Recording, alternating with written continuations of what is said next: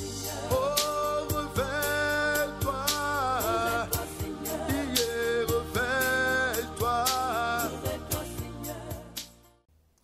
Shalom, shalom. Bienvenue encore dans ces temps d'exhortation, de prédication et surtout d'enseignement.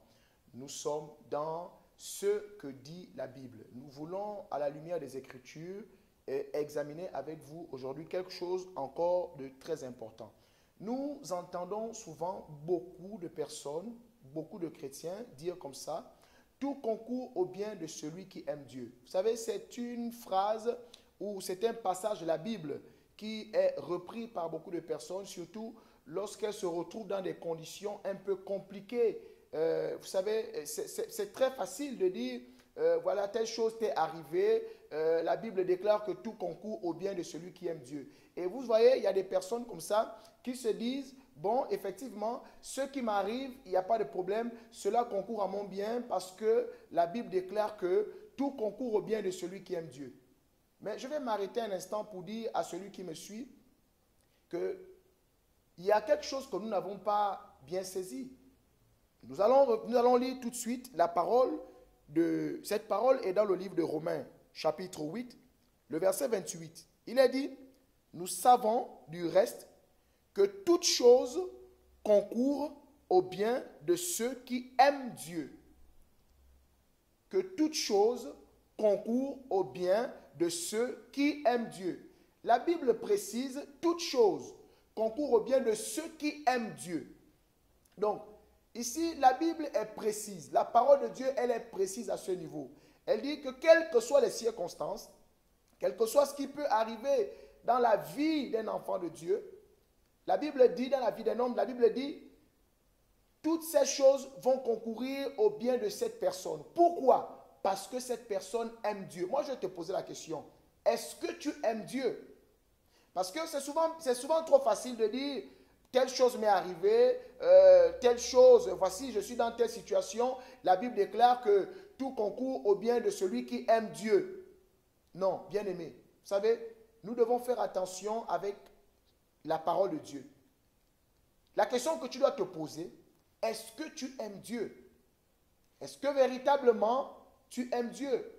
Et là, nous allons parcourir la parole de Dieu pour voir qu'est-ce que la parole de Dieu nous dit. Déjà, nous irons dans le livre de Luc, le chapitre 10, le verset 27 nous dit ceci. « Tu aimeras le Seigneur ton Dieu de tout ton cœur, de toute ton âme, de toute ta force et de toute ta pensée, et ton prochain comme toi-même. » Ici, la Bible dit, tu aimeras le Seigneur ton Dieu de toute ton âme, de toute ta force, de toute ta pensée. Mais qu'est-ce que cela veut dire? Parce que vous savez, beaucoup de personnes prétendent aimer Dieu, mais sans savoir ce que cela veut dire.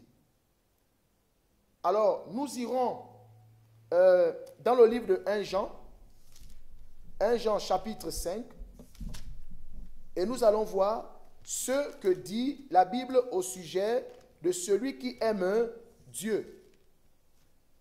Le livre de 1 Jean, le chapitre 5, le verset 3 nous dit, « Car l'amour de Dieu consiste à garder ses commandements, et ses commandements ne sont pas pénibles.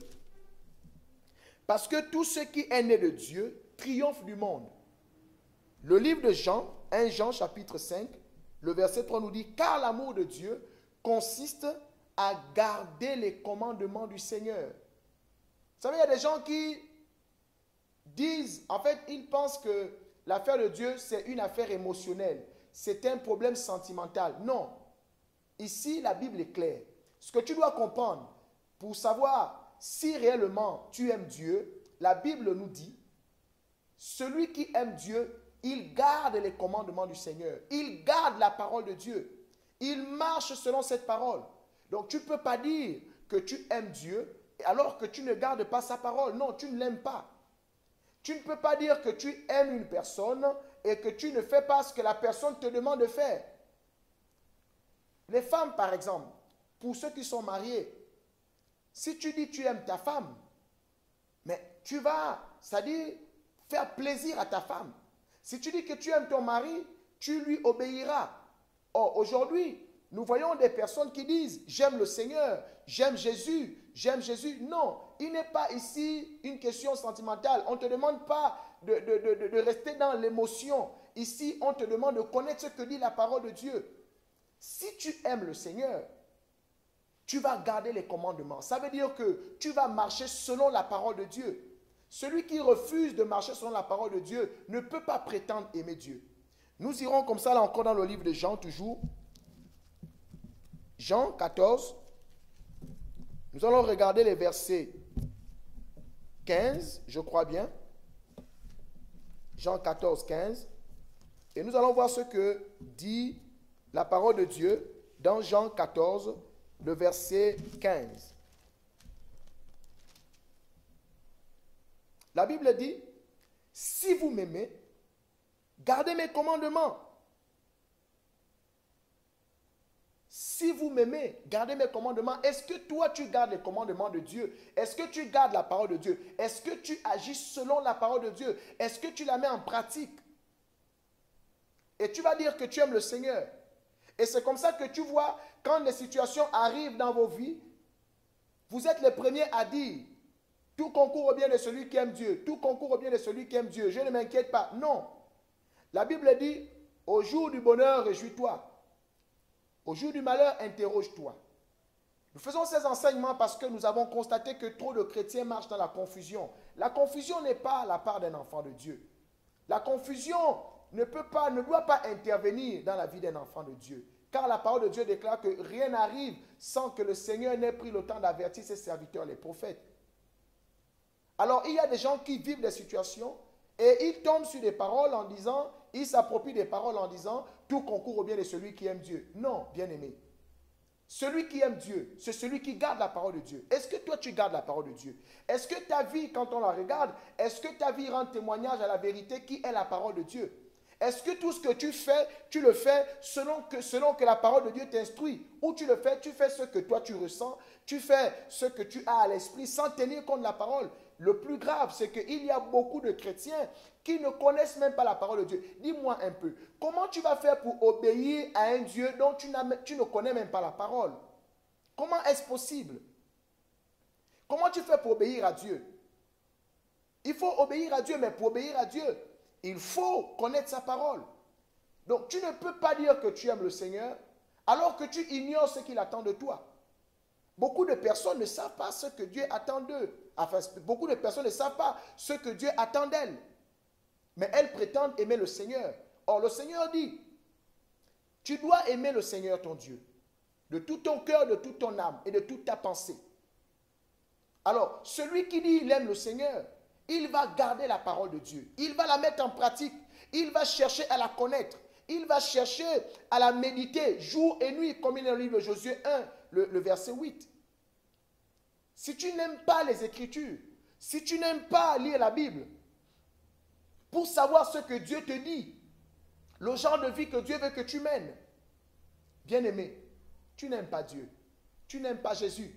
Laisse-moi te le dire. C'est peut-être navré, c'est peut-être malheureux de le dire, mais c'est la vérité. Si tu dis que tu aimes Jésus, tu dois consulter sa parole. C'est dans la parole de Dieu que Dieu te parle.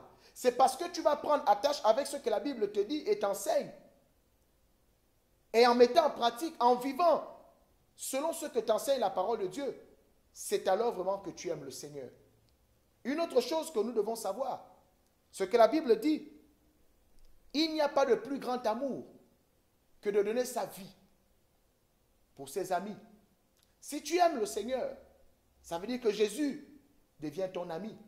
Mais si Jésus est ton ami, tu vas donner ta vie pour Jésus. Tu ne vas pas te compromettre. Tu ne vas pas devant une situation renier le Seigneur. Parce que quand on aime, on donne sa vie. Celui qui aime Dieu est capable de se sacrifier pour Dieu. Celui qui aime Dieu dira, à cause de Jésus, je ne ferai pas telle chose. À cause de Jésus, je ne vais pas le trahir. Tu ne marcheras pas dans le péché. Pourquoi? Parce que tu as aimé Dieu. La Bible dit, car Dieu nous a tant aimés. Parce que peut-être toi tu te dis que quand Dieu te demande de l'aimer, Dieu te demande une chose trop grande, trop extraordinaire. Non, Dieu nous a aimés en premier. Ce n'est pas toi qui as aimé Dieu le premier, c'est lui qui t'a aimé le premier. La preuve, c'est qu'il est allé à la croix pour te sauver de ton péché. Tu ne pouvais pas payer pour ça. C'est là où Dieu nous a manifesté vraiment sa bonté, sa miséricorde, son amour pour nous. C'est la preuve que Jésus nous a aimés parce qu'il est mort pour nous. Est-ce que toi, tu es prêt à mourir pour le Seigneur? Est-ce que tu es prêt à te sacrifier pour Dieu? Combien de fois est-ce que tu es devant des situations et tu te compromets? Combien de fois tu te laisses corrompre? Combien de fois tu baisses la garde? Quand on vient te proposer quelque chose on va dire d'alléchant. Non, bien-aimé, nous devons aimer Dieu. Et c'est à notre avantage. Parce que la Bible dit, quand tu aimes le Seigneur, toute chose va concourir pour ton bien.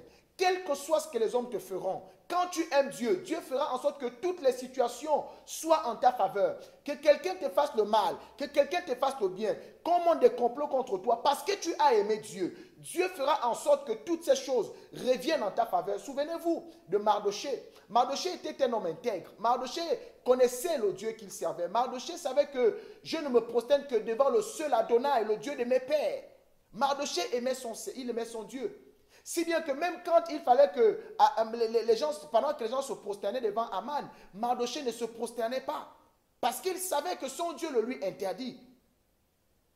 Et vous savez, quand Aman a décidé de faire des complots contre Mardochée, non seulement pour tuer Mardochée, mais pour tuer toute la race d'Israël, Dieu est intervenu en faveur de Mardochée. Dieu a défendu Mardochée.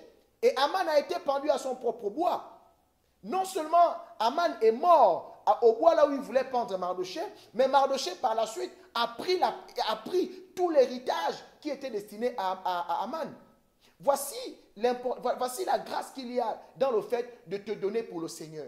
Combien de chrétiens aujourd'hui baissent les bras? Combien de chrétiens aujourd'hui se compromettent parce qu'ils n'ont rien à manger? Il y a des femmes qui te diront, il y a des sœurs qui diront, comment je vais faire pour payer ma maison? Non, tu n'es pas obligé de te prostituer. Si réellement tu as donné ta vie au Seigneur et que tu aimes ce Dieu-là, tu ne peux pas, pour une question d'argent, aller te prostituer. Dieu t'aime. Dieu a payé pour te sauver de la prostitution. Maintenant que tu as accepté le Seigneur, tu ne peux pas continuer dans cette vie. C'est pourquoi nous vivons tant de confusion nous voyons tant de confusion au milieu des enfants de Dieu. Enfin, de ceux qui se disent enfants de Dieu. Parce que nous y reviendrons pour expliquer c'est quoi un enfant de Dieu. Alors si réellement tu aimes Dieu, si réellement tu aimes Jésus, tu vas garder la parole comme la Bible nous dit. Tu vas garder les commandements. Tu ne vas pas trahir Dieu. Tu ne feras pas du mal à ton prochain. La Bible nous dit quoi? Si tu aimes Dieu, tu dois aimer ton prochain. Tu ne peux pas avoir de la rancune, de la rancœur vis-à-vis d'autres personnes. Tu ne peux pas avoir de l'amertume dans ton cœur. Non. Parce que la Bible dit, tu ne peux pas dire que tu aimes Dieu que tu ne vois pas et tu détestes ton prochain. Combien au milieu des chrétiens ont du ressentiment vis-à-vis de leur prochain? Pas étonnant qu'on voit ces guerres entre chrétiens et chrétiens, entre pasteurs et pasteurs. Et c'est vraiment toute une confusion. Où est passé l'amour de Dieu? Et quand nous vivons des confusions, on se dit, tout concourt au bien de celui qui aime Dieu. Est-ce que tu aimes Dieu pour que tout concourt en ton bien? Voici ce que je suis venu partager avec toi. Afin que tu sortes de l'erreur. Parce que n'oubliez pas qu'il y a deux esprits. Comme nous dit le livre de 1 Jean 4 au verset 6. L'esprit de vérité et l'esprit d'erreur. Beaucoup marchent dans l'esprit d'erreur. Nous reviendrons plus tard sur cet enseignement.